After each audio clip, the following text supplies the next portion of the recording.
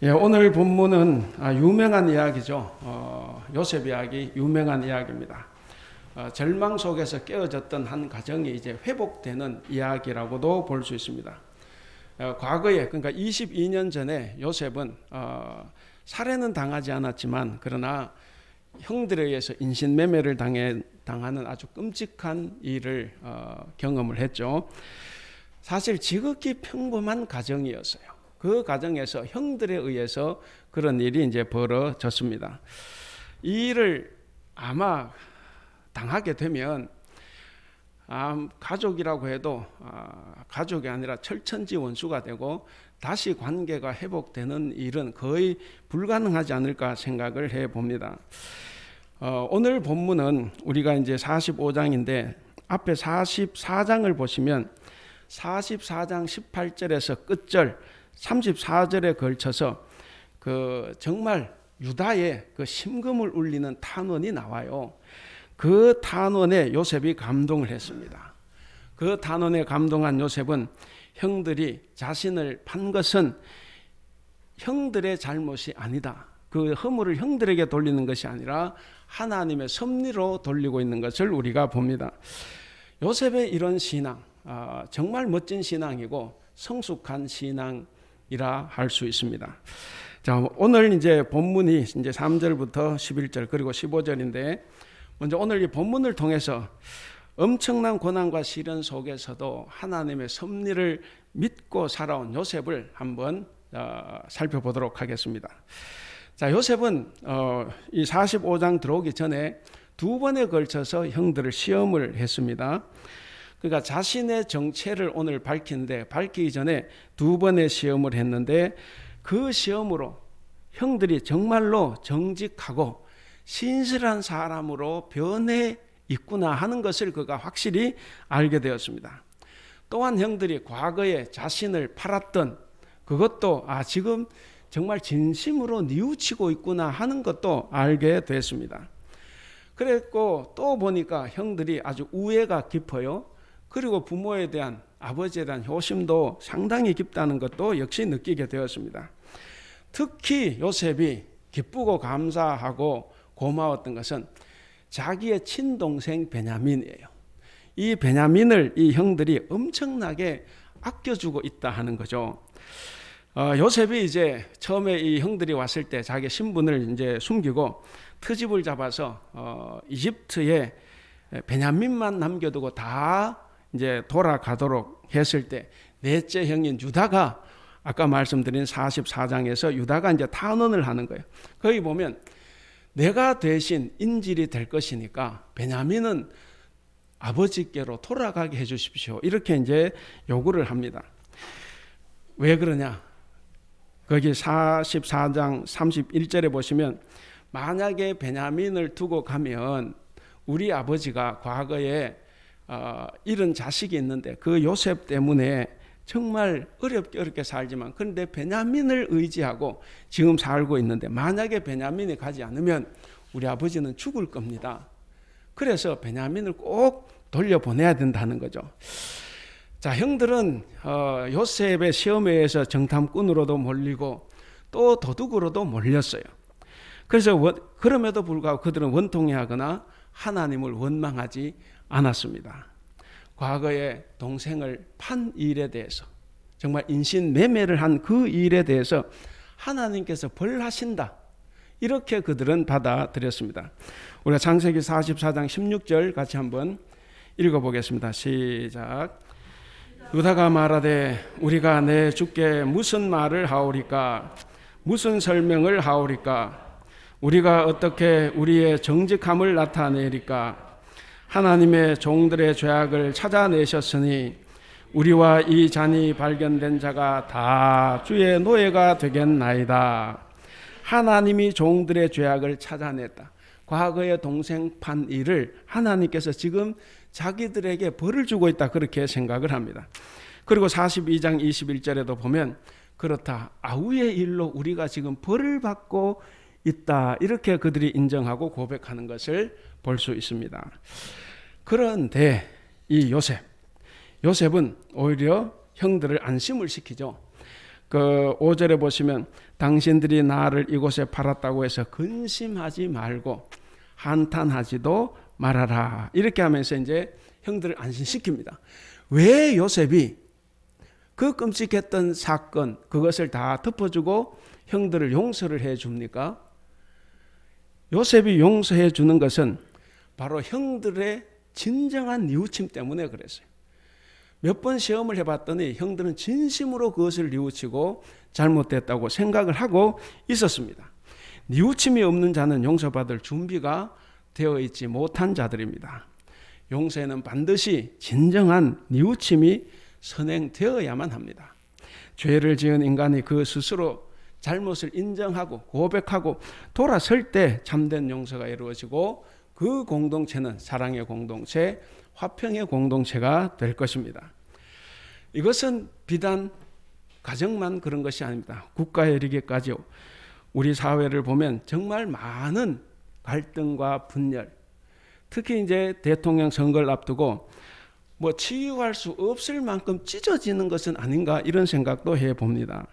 그런데 여러분, 이런 아픔을 치유하는 참된 화해는 어디에 있습니까? 자기 자신의 잘못에 대한 진정한 고백이 있어야만 가능합니다. 모든 일을 남의 탓으로 돌릴 때 문제는 오히려 꼬이고 더 복잡하게 바뀝니다. 실컷 사과한다 그러고 꼭 상대방의 잘못을 이야기를 합니다. 그래서 더 꼬이게 만드는 경우가 많아요. 자기 탓으로 돌릴 때 모든 문제가 해결이 될 가능성이 많습니다. 그래서 교회에서도 자기 탓으로 돌릴 줄 아는 성도가 많으면 교회가 화평해지는 겁니다. 마찬가지 사회에서도 자기 잘못으로 돌릴 줄 아는 국민이 많으면 그 나라는 평화의 나라가 될 수 있습니다. 자, 요셉은 형들이 이제 완전히 새 사람이 되었구나 하는 것을 그가 확인을 했습니다. 그래서 오늘 본문에서 자신의 정체를 밝히는 거예요. 그리고 형들의 잘못을 용서해 줍니다. 자, 이때 요셉이 하나님 뜻을 밝히는 부분 5, 6, 7, 8절입니다. 오늘 5, 6, 7, 8절이 이 이야기의 핵심 구절입니다. 거기에 나오는 요셉의 말의 의도는 뭐냐면 이 세상의 역사는 다 하나님의 작정과 계획 속에 들어있다 하는 것을 지금 말해주고 있습니다. 요셉은 형들에 의해서 이집트로 팔려갔습니다. 거기서 정말 머슴살이하고 그리고 억울하게 또 옥살이까지 했습니다. 이런 파란만장한 인생을 하나님께서 그들의 생명을 보존하기 위해서 예비하신 조처다. 이렇게 그가 받아들였습니다. 우리 7절, 본문 7절을 같이 한번 읽어보겠습니다. 시작. 하나님이 큰 구원으로 당신들의 생명을 보존하고 당신들의 후손을 세상에 두시려고 나를 당신들보다 먼저 보내셨나니. 자, 그러니까 이 요셉은 자기 인생을 전혀 새롭게 해석을 하는 거예요. 그러니까 자기 인생에 하나님이 개입하신 걸로 봅니다. 자기 인생에 개입하신 하나님의 섭리를 믿은 요셉은 자신의 이집트행이 단순히 형들이 한 것이 아니라 실제로는 하나님이 하셨다. 하나님이 계획하신 거다. 이렇게 해석을 하고 고백을 합니다. 우리 8절 읽어볼까요? 8절 시작. 그런즉 나를 이리로 보내니는 당신들이 아니요 하나님이시라. 아멘. 거기까지. 자, 나를 이리로 보낸 자는 형님들이 아니요 하나님이다. 이렇게 이제 이야기를 합니다. 그러니까 요셉은 자기 인생에서 모든 것이 하나님의 섭리였다고 인정을 하는 거예요. 그 하나님의 섭리를 믿는 이 사람은 섣불리 자기 인생을 운명에 맡기고 포기하거나 쉽게 좌절하거나 하지 않습니다. 언제나 자신을 긍정적으로 바라봅니다. 왜 그렇습니까? 하나님의 섭리를 믿는 사람은 세상이 달리 보이는 거예요. 이 어려움 가운데, 고난 가운데도 하나님의 어떤 뜻이 있다는 거죠. 그들은 흑암에서도 큰 빛을 보고 그리고 어두운 그늘진 땅에서도 빛을 볼 수 있는 그런 남다른 눈을 가지고 있습니다. 형들에게 버림을 받았을 때도 요셉은 아마 억울하고 잠을 이루지 못했을 겁니다. 여러분 그렇지 않았겠어요? 그가 형들에게 팔릴 때 뭐 기분 좋았겠습니까? 그러나 하나님의 섭리를 알고부터 그는 남들과 다른 눈을 가지게 된 겁니다. 그러니까 눈이 바뀌게 된 거예요. 보디발의 집에 종으로 팔려갈 때도, 거기서 그 아내에 의해서 억울하게 옥살이할 때도 요셉은 자신이 버려졌다 생각하지 않았어요. 그 고난의 현장에도 하나님이 지금 함께 하신다라는 것을 그가 깨달았습니다. 여러분, 아무리 상황이 어렵고 절망적이었다 해도 지금 이 자리, 지금 여기에서 하나님이 나와 함께 하신다라고 하는 이 하나님의 섭리를 믿는다고 하면 우리는 다시 일어설 수 있습니다. 자, 이런 내용을 본문이 가지고 있습니다. 그래서 이런 내용을 통해서 오늘 하나님의 섭리에 대한 교훈을 한번 두 가지 찾아보겠습니다. 자, 먼저는 하나님의 섭리를 믿는 자는 고난 가운데서도 성숙해집니다. 자, 요셉은 하나님의 섭리를 굳게 믿었어요. 하나님의 섭리를 믿는 믿음이 있었기 때문에 자신의 삶을 다 긍정적으로 바라봤습니다. 그래서 형들도 용서할 수 있었습니다. 섭리를 믿는 그의 믿음이 요셉에게 관용과 포용력을 더하게 해줬습니다. 그러니까 현재 요셉은 과거 요셉과는 완전히 다른 거예요. 과거 요셉을 보면 우리는 이제 성경을 통해서 사실 요셉은 거의 완벽한 인간이에요. 거의 죄가 없다 이렇게 봅니다. 그리고 요셉은 지혜자로 칭합니다. 그만큼 완벽한 사람이지만 근데 실제로 요셉도 잘못한 것이 있어요. 우리 37장 2절 같이 한번 읽어보겠습니다. 시작. 야곱의 역사는 이러하다. 17살 된 소년 요셉이 아버지의 첩들인 빌하와 실바가 낳은 형들과 함께 양을 치는데 요셉은 형들의 허물을 아버지에게 일러 바치곤 했다. 그가 형들과 양을 칠 때 따라다니면서 형들의 잘못을 찾아가지고 아버지께 일러 바친 겁니다. 얼마나 기분 나쁘겠어요. 여러분 형들이 왜 그랬겠습니까? 형들을 제가 정당시하는 건 아니에요. 근데 그 입장에서 생각해 보면 저는 미워 미치겠는 거죠. 형들의 자존심은 물론이고 부모의 마음도 헤아릴 줄 모르고 그저 자기의 꿈을 떠버리고 다닙니다. 그래서 형들에게 미움을 사고 그리고 아버지에게 꾸중을 들었어요. 정말 과거에는 철 없는 아이였습니다. 근데 현재 요셉은 과거 요셉과는 전혀 달라요. 그런데 뭐가 요셉을 이렇게 다르게 했을까? 이렇게 변화하게 했을까? 잘 몰라요. 성경에 그게 나오지 않으니까. 그건 한 가지 분명한 사실은 있습니다. 현재 요셉과 과거의 요셉 사이에는 고난 경험이 있었다 하는 겁니다. 고난의 경험이 있었다. 이집트에서 어린 나이에 종살이 하다가 억울하게 옥살이까지 해야 했던 그 고난 체험이 신앙을 성숙하게, 인품을 성숙하게 만들었다고 봅니다. 그래서 고난은 인격을 순화시키고 복수심 같은 독소를 제거시켰습니다. 그리고 그 자리에 성숙을 심었습니다. 결국 고난은 사람을 사람답게 하고 사람을 성숙하게 하고 강하게 하는 겁니다. 자, 이렇게 고난을 경험했던 요셉은 형들에게 아주 놀라운 고백을 합니다. 자, 이 고백은 요셉의 신앙과 인격을 정말 잘 드러내주는 말씀 가운데 정말 백미에 해당하는 말씀이라고 봅니다. 우리 5절, 본문 5절을 같이 한번 읽어보겠습니다. 시작. 당신들이 나를 이곳에 팔았다고 해서 근심하지 마소서, 한탄하지 마소서. 하나님이 생명을 구원하시려고 나를 당신들보다 먼저 보내셨나이다. 자, 비슷한 구절이 또 있어요. 50장 20절입니다. 이건 표준 세번역으로 한번 읽어보겠습니다. 50장 20절 시작.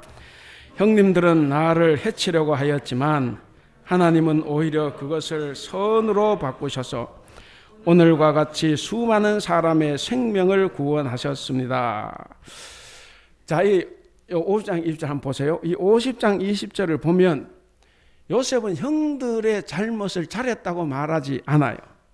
그게 좋은 일이었다거나 필요한 일이었다거나 그렇게 말하지 않습니다.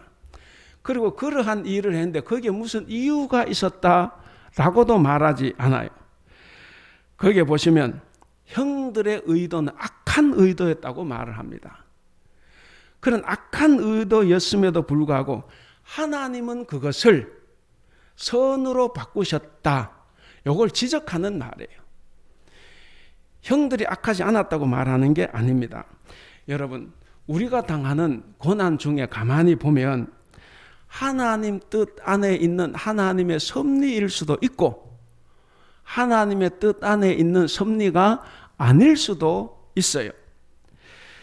만약에 하나님의 뜻 안에 있는 고난이라고 하면 염려할 필요가 없습니다. 왜? 하나님의 섭리 안에 있기 때문에. 근데 인간의 욕심에 의해서 생겨난 하나님 뜻 밖에 있는 고난도 있습니다. 그런 고난도 50장 20절을 봤을 때 그것도 역시 염려할 필요는 없다는 거예요. 왜 그렇습니까? 이것 또한 하나님이 자기 뜻 안으로 끌어들이신다 하는 거죠. 그래서 우리가 하나님 뜻 안에 있는 근심, 고난도 다 좋은데 혹시나 내 욕심으로 생겨난 고난일지라도 하나님께서는 그것을 당신 뜻 안으로 끌어들여서 그것을 선으로 바꾸어 주신다 이렇게 말을 합니다. 그러니까 요셉의 이집트행, 애굽으로 간 것은 하나님의 뜻 안의 일일 수도 있어요. 그것이 이제 오늘 본문 5절 이야기입니다. 그런데 하나님의 뜻 밖의 일일 수도 있어요. 그것이 50장 20절 이야기입니다. 그런데 어떤 경우든 결국에는 뭡니까? 많은 사람의 생명을 구원하는 결과를 만들었다 하는 겁니다. 자, 인간들이 악을 행해요. 인간들이 행한 악이지만 하나님은 선으로 바꾸셔서 만민의 생명을 구원하시는 기회로 사용한다 이 말씀입니다. 요셉이 애굽의 총리가 된 것이 이제 9년째이고 그러면 이제 그 전까지 13년 동안은 요셉 자기도 알 수 없는 자기도 해석이 안 되는 엄청난 고난의 연속이었습니다. 그 어린 나이에. 그런데 지난 날을 되돌아보니 모든 것이 하나님의 계획과 섭리였다 하는 것을 그가 깨닫게 됩니다.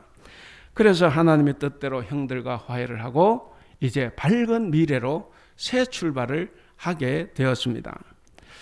사랑하는 우리 성도 여러분, 여러분은 지금 하나님의 섭리 가운데 있다고 인식하고 있습니까? 나는 하나님의 섭리 가운데 있다고 여러분 그렇게 알고 있습니까?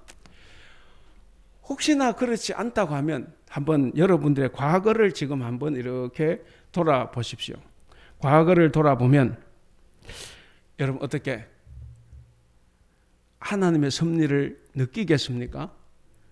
살아오면서 내 인생에 하나님께서 개입하셔서 나를 지금 이 자리에 있게 했다고 생각을 하십니까? 여기에 다 어려움 다 겪어본 사람들이지 않습니까? 여기 어려움 겪지 않은 사람 손 들어봐 그러면 저밖에 없을 것 같아요. 다 겪었습니다. 그때는 뭐가 뭔지 몰랐지만 지금 돌이켜보면 지금 이 자리에 온 것이 다 그 섭리가 있었구나 하는 것을 우리가 느낄 수가 있습니다. 우리가 하나님을 옳게 믿고 경험한다면 당연히 그것을 느껴야 됩니다. 제가 신학을 하고 목회를 해야 되겠다고 생각한 것이 이제 구미에 있을 때입니다.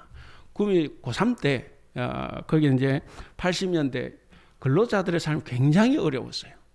그래서 이제 거기 있으면서 이제 우리 교회에 등록한 적어도 200명에서 300명 가까이 되는 청소년들이 있었는데 대부분이 초등학교 졸업하고 온 애들이 많았어요. 여학생들이. 그 학생들을 보면서 제가 근로 청소년을 위한 목회를 해야 되겠다. 그래서 반드시 나는 구미로 간다. 이렇게 생각 신학을 했는데 엉뚱하게 어디로 갔느냐? 대학교로 갔어요. 대전에 이제 한남대학교로 갔습니다. 그래서 이제 대학생을 봤어요. 그리고 거기서 해외 단기 선교를 한 8년 정도 나갔습니다. 그리고 거기서 이혼한 여성들 전국에 한 1000여 명 이렇게 함께 지냈습니다. 그러다가 인도네시아 선교사로 갔어요. 그러다가 인도네시아 선교사 6년을 마감하고 다시 이제 여기 와서 교회에서 7년째 지금 있습니다. 분명히 계획은 제가 해요. 하는데 제가 계획한 대로 간 거는 신학을 간다 이것만 제가 계획한 대로 됐어요. 성취하시는 분은 하나님이신데 내가 생각한 대로 가지 않았습니다. 그러나 돌이켜보면 저도 하나님의 큰 섭리 안에 있다라는 것을 느낍니다. 돌아보면. 그래서 지금 중요한 거요. 섭리신앙은 뭐냐면 우리를 감사하게 만듭니다. 아, 나는 저기로 가기로 했는데 왜 나를 이리 왜 내가 이리 왔냐? 이게 실패한 인생이 아닌가?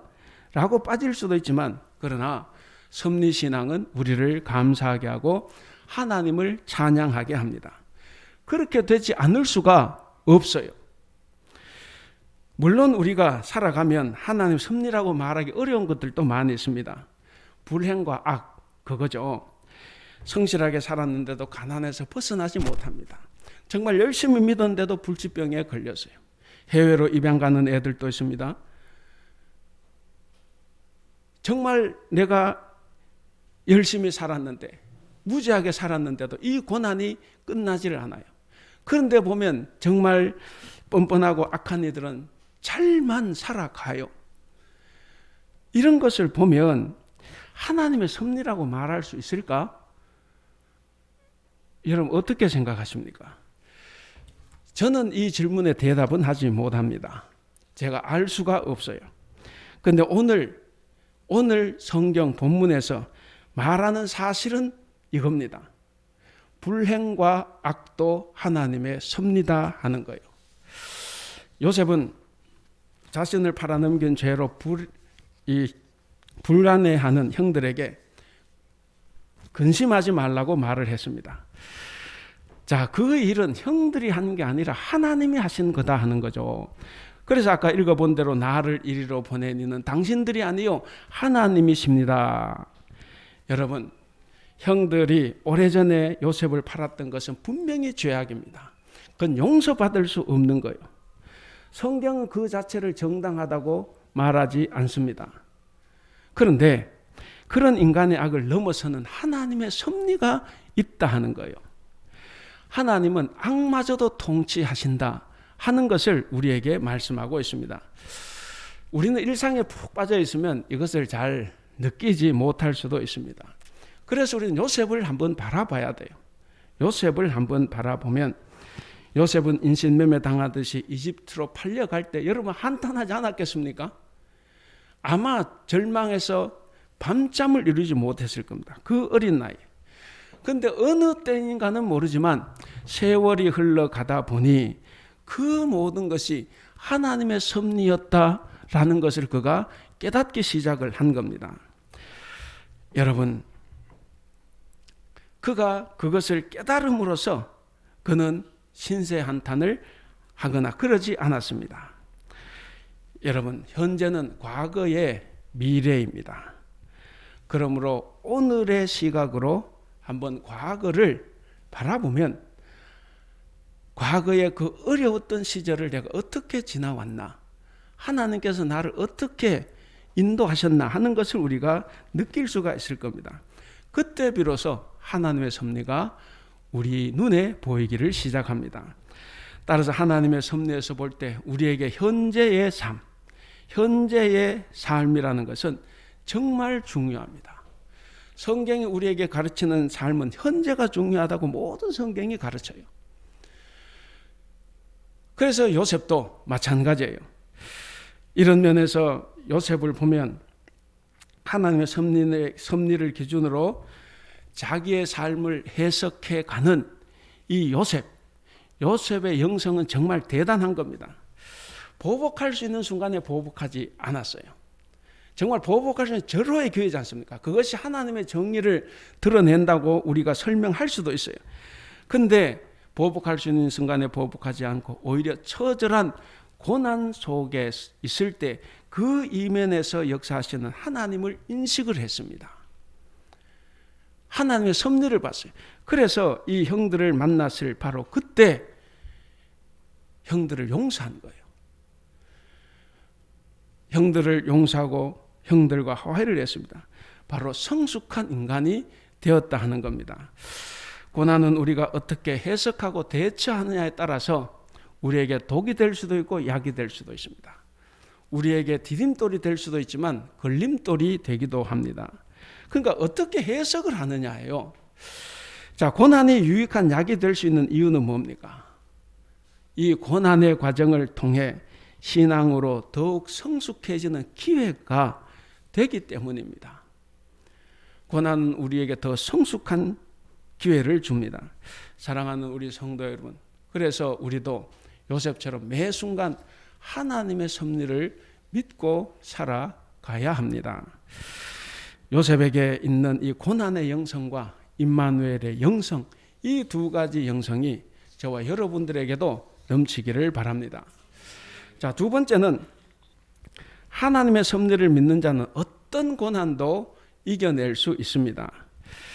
자, 앞에서도 말씀드렸지만 요셉은 자신이 이집트에 와서 온갖 시련과 고난을 당한 것은 형들이 자기를 팔았기 때문이 아니라 하나님이 당신의 뜻을 이루기 위한 그 하나님의 섭리의 결과였다라고 그가 밝히고 있습니다. 따라서 요셉은 형들이 자기를 무슨 상인에게 팔았다고 비난하지 않았습니다. 그걸 원망하지도 않았습니다. 그리고 형들과 완전히 화해를 했습니다. 이게 뭡니까? 이것이 바로 요셉이 고난 중에서도 절망하지 않고 그 고난을 극복할 수 있는 정말 중요한 이유가 된 것이에요. 하나님의 섭리가 있음을 깨달았기 때문에 그는 고난 중에도 소망을 잃지 않고 인내할 수 있었습니다. 만일 요셉이 하나님의 섭리를 깨닫지 못했으면 어떻게 됐겠습니까? 우리는 더 이상 이야기할 것이 없어요. 아마 그는 절망했을 것입니다. 하나님을 원망했고 자기를 고난에 빠뜨리는 모든 사람들을 용서하지 못했을 겁니다. 근데 성경에는 그런 말이 하나도 나오지 않아요. 그는 고난 중에서도 더욱 하나님을 의지했다라고 하는 것이 성경의 기록입니다. 하나님 섭리에 대한 이 새로운 깨달음은 모든 시련과 역경을 극복할 수 있는 원동력입니다. 여러분, 우리에게 고난이 왜 괴롭습니까? 지난주에 죽음이 왜 두렵냐 그렇게 말씀드렸는데 고난이 왜 괴롭습니까? 고난 자체가 가져다주는 고통도 있어요. 물론 그것 때문에도 괴롭지만 근데 그 고난의 원인을 모르기 때문에 더 괴로운 겁니다. 그리고 이 고난의 결과가 어떻게 맺어질지를 모르기 때문에 우리가 더 불안한 거예요. 여러분, 여인이 해산을 할 때, 해산해 보신 분들, 해산할 때 큰 고통을 당하지만 그래도 참죠. 참을 수 있어요. 왜 참을 수 있습니까? 그 고통의 원인을 알아요. 그리고 고통의 결과를 압니다. 결과는 뭡니까? 출산 후에 있을 기쁨. 그것이 있기 때문에 다 참아낼 수 있는 겁니다. 사랑하는 우리 성도 여러분, 하나님의 섭리를 깨달은 자, 하나님의 섭리를 깨닫는 자는 자신의 고난의 원인과 결과를 다 알기 때문에 어떤 고난도 능히 이길 수가 있습니다. 우리가 살아가는데 고난 안 만날 수 없잖아요. 지금 내가 행복해도 또 어떤 고난이 닥쳐올지 모릅니다. 그럴 때 우리가 오늘 요셉을 보고 있지 않습니까? 요셉처럼 그 고난 속에 담긴 하나님의 섭리를 바라봐야 합니다. 그럴 때 우리도 고난 속에서 절망하지 않고 다시 일어설 수 있습니다. 그 고난을 극복하고 그로 말미암아 주어지는 영광과 복을 우리는 누릴 수 있습니다. 자, 이제 말씀을 맺겠습니다. 사랑하는 우리 성도 여러분, 하나님이 역사를 섭리한다는 사실을 아는 사람들이라고 하면 자기에게 일어난 고난과 시련으로 근심하지 않습니다. 그리고 자기 신세를 한탄하지도 않습니다. 사도 바울이 말한 것처럼 항상 기뻐할 수 있습니다. 그러므로 성도 여러분, 우리는 매 순간 하나님의 섭리를 믿고 살아가야 합니다. 그러면 우리는 고난이든 영광이든 가난이든 부귀든 어디에 처하든지 간에 하나님께 감사할 수 있고 내가 겸손해질 수 있습니다. 그리고 요셉처럼 우리에게 깊은 상처를 주고 고통을 안겨주었던 정말 원수 같은 가족도, 원수 같은 이웃도 다 용서하고 사랑함으로써 요셉 형제들처럼 언젠간 우리도 다 얼싸안고 감격의 눈물을 흘리게 될 것입니다. 오늘 제목이 뭡니까? 같이 한번 읽어보겠습니다. 시작. 그리스도인 하나님의 섭리를 믿는 사람. 사랑하는 우리 대북교회 성도 여러분, 우리가 고난을 당할 때 하나님을 바라보고 하나님의 섭리를 믿음으로써 현재의 고난과 시련을 다 이겨나가시는 여러분들이 될 수 있기를 주님의 이름으로 축원합니다. 기도하겠습니다. 우리의 환난과 고통도 하나님께서 허락하지 아니하시면 우리를 괴롭힐 수 없다는 것을 알게 하신 하나님 참으로 감사합니다. 자신을 팔았던 형들에게 근심하지 말고 한탄하지 말아야 하는 것은 하나님의 생명을 구원하시려고 자신을 도와 먼저 이집트로 보내주셨기 때문이라는 요셉의 고백을 우리도 어려울 때마다 기억하게 하여 주시옵소서. 하나님의 큰 구원으로 우리들의 생명을 보존하고 하나님의 후손을 세상에 두시려는 하나님의 크신 뜻과 이를 위한 하나님의 섭리를 이해할 수 없을 때조차도 감사하며 순응하게 하여 주시옵소서. 역사를 주관하시며 섭리하시는 하나님, 우리의 환난과 고통 속에서 하나님의 크신 섭리가 있다는 것을 언제나 신뢰하면서 그 고통을 겪게 한 사람들마저도 함께 더불어 즐거워하며 살아갈 수 있도록 우리를 도와주시옵소서. 감사하며 우리 주님 예수님의 이름으로 기도하옵나이다. 아멘.